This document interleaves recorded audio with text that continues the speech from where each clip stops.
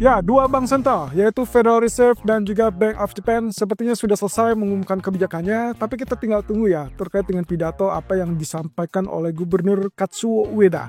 Tapi sampai saat ini mungkin kita perlu tinjau terlebih dulu dari beberapa poin yang sudah didapatkan dari FOMC meeting dan termasuk juga mungkin agenda berikutnya yang perlu diperhatikan. Ini dia ulasannya. Oke, kita masuk dengan apa sih yang menggerakkan pasar. Kemarin kita sudah catat di situ ada beberapa event dan juga saya rangkum dengan posisi seperti ini.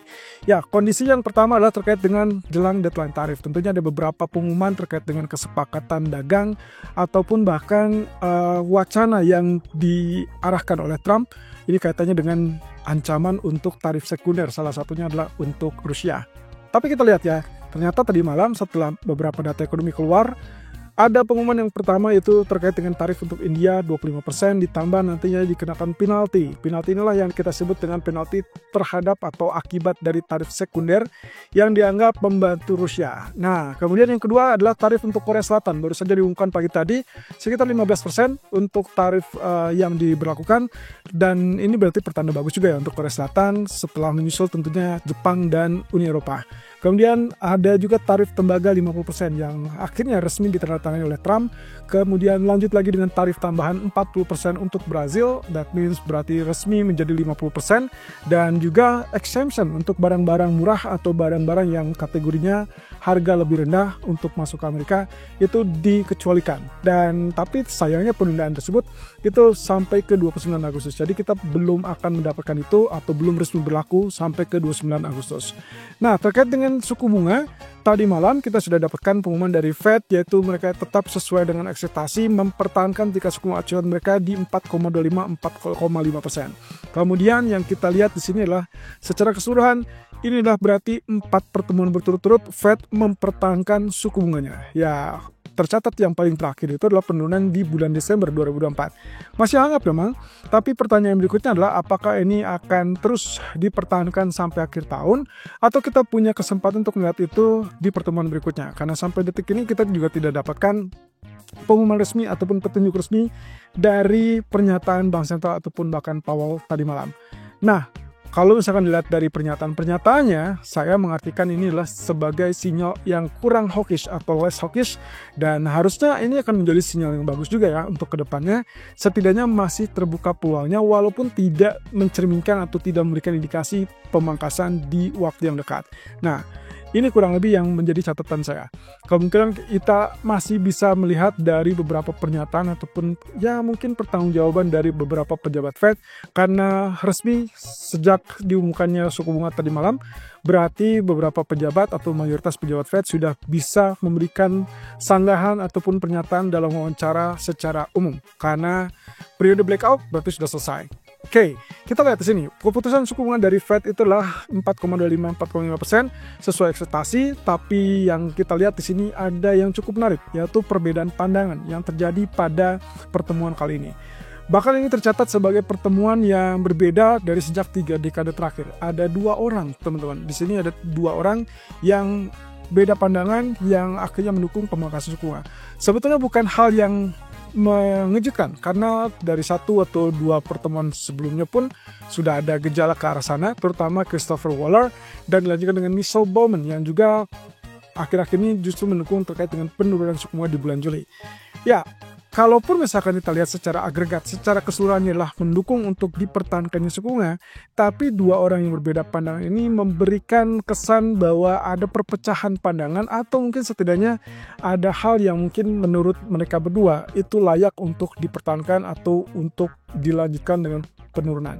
Jadi mereka mempertahankan pendapat mereka yang mana mereka menilai bahwa dampak inflasi kelihatannya sudah relatif rendah, kemudian dampak tarif pun tidak terlihat akan membahayakan inflasi, sehingga akhirnya mereka memutuskan untuk menurunkan atau mendukung penurunan suku bunga.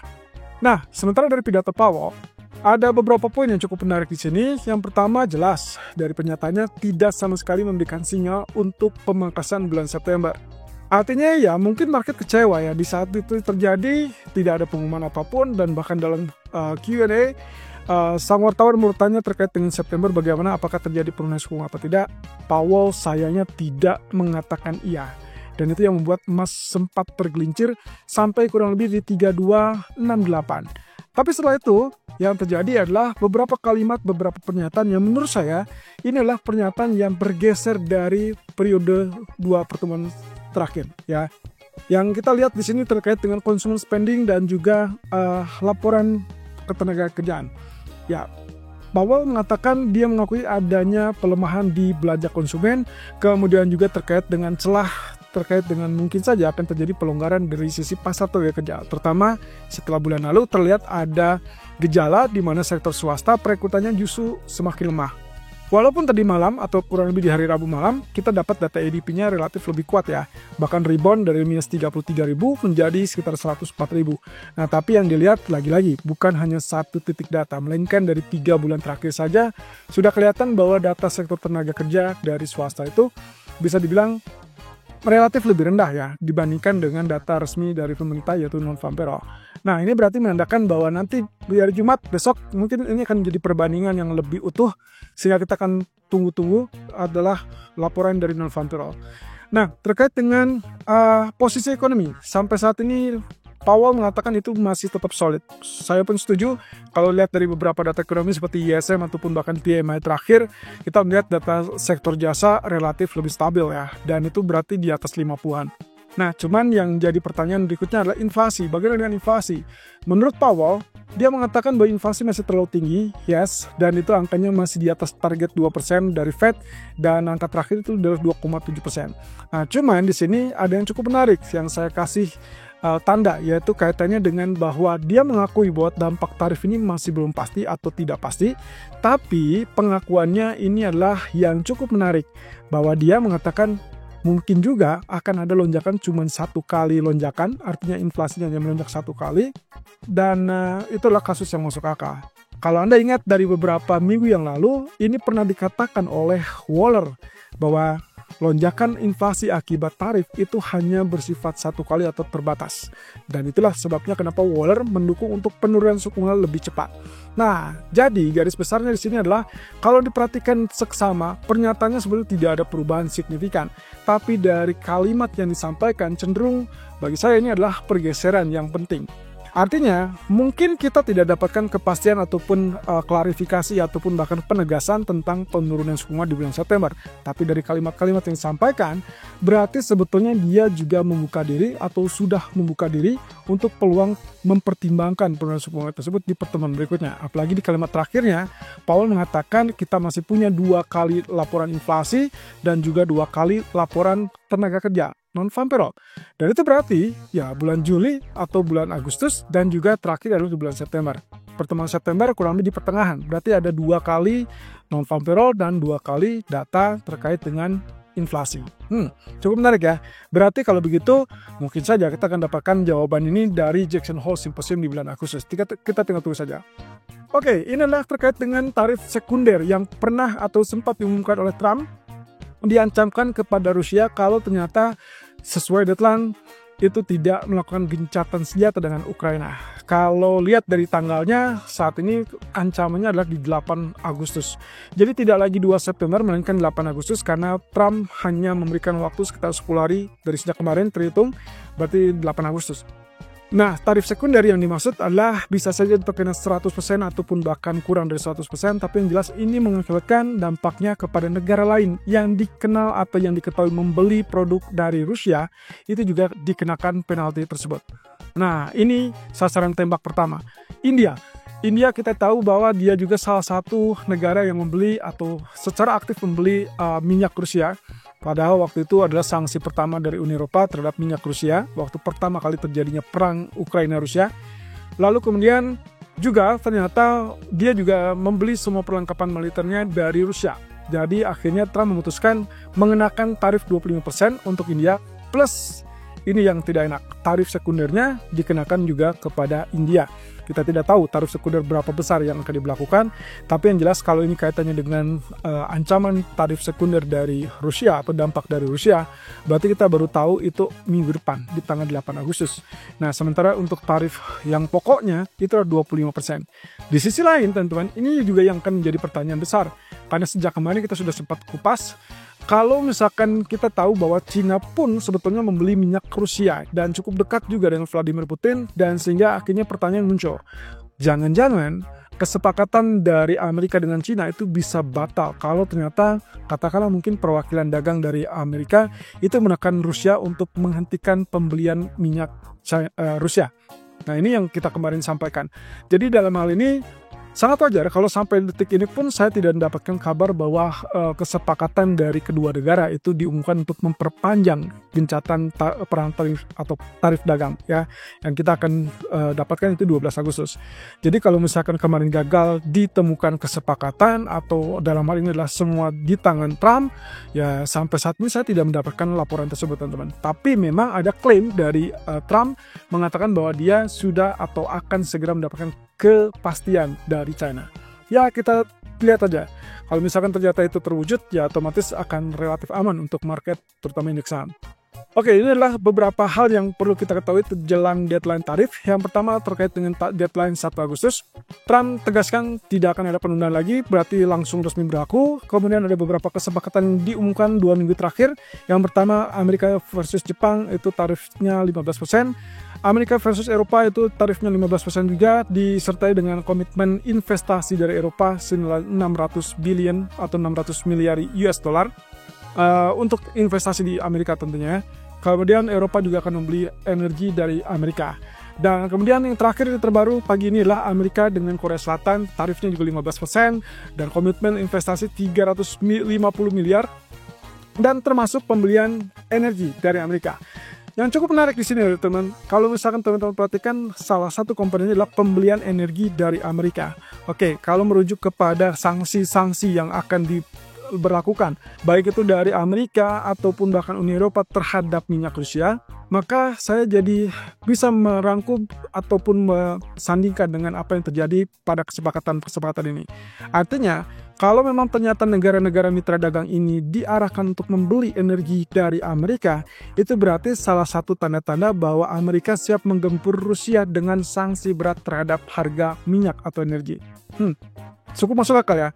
Berarti kalau begitu dengan komitmen dari Trump yang menginginkan harga minyak lebih rendah, itulah salah satu caranya untuk bisa meredam gejolak harga kalau ternyata tarif yang besar ataupun bahkan sanksi yang berat itu diberlakukan kepada Rusia. Bayangkan kalau itu terjadi, sebetulnya kan akan ada konsekuensi, akan ada lonjakan harga minyak seperti yang terjadi dalam 2 hari terakhir.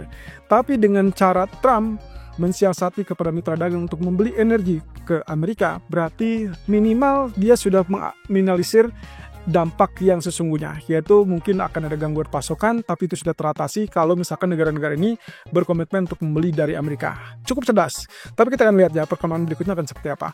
Oke, kemudian juga beberapa tarif yang diumumkan ada terkait dengan tembaga, 50% sudah resmi ditandatangani, Brazil resmi kena 50%, kemudian juga exemption yang ditunda ke 29 Agustus tadi.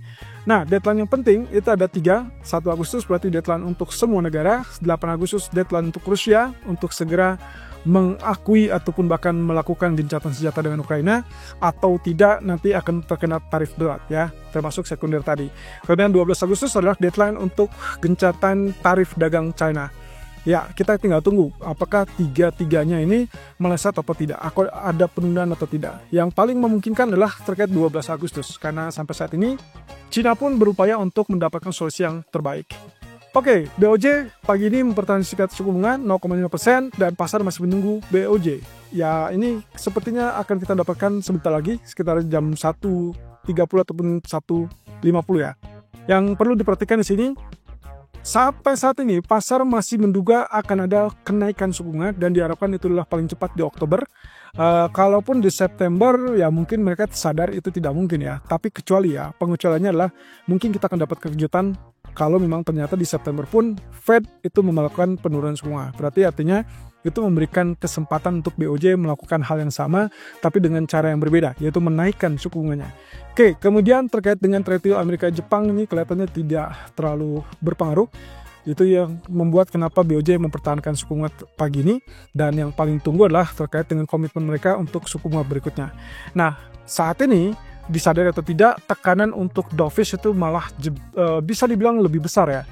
Bukan hanya terkait dengan pernyataan BOJ-nya ataupun bahkan tarif dagang, tapi juga terkait dengan politik di dalam negeri. Jadi ada beberapa faktor yang mungkin akan menunda itu, tapi mungkin juga akan menjadikan komitmen. So yang ditunggu para pelaku pasar adalah komitmen dari BOJ. Kira-kira apakah dia memberikan sentimen yang cukup hawkish atau dovish?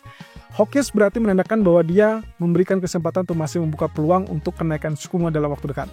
Itu berarti hawkish dan Anda bisa sell USD Japanese Yen. Tapi sebaliknya, kalau ternyata ini adalah dovish ke arah bahwa mereka tidak punya komitmen ataupun tidak jelas kapan akan menaikkan suku bunga, maka itu diartikan dovish dan Anda bisa buy USD Japanese Yen.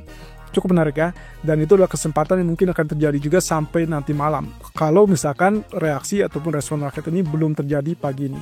Tapi hati-hati, di malam hari kita punya data PCE dari Amerika dan juga data Initial Jobs Claims, dan terakhir tentunya Chicago PMI. Penekanannya mana? Penekanannya bagi saya adalah PCE. Tolong perhatikan data tersebut. Kalau memang ternyata ini ekspektasinya 2,5 dari 2,3, tapi kalau angkanya cuma 2,5 berarti sesuai ekspektasi dan tidak terlalu menakutkan, berarti imbasnya harusnya dampaknya bisa diminimalisir. Ya, artinya penguatan dolarnya relatif terbatas. Kemudian kalau ternyata data lebih rendah, tentunya ini kabar bagus. Berarti yang diharapkan oleh Fed dalam ini Powell bisa saja menunjang untuk pertemuan September menurunkan suku bunga.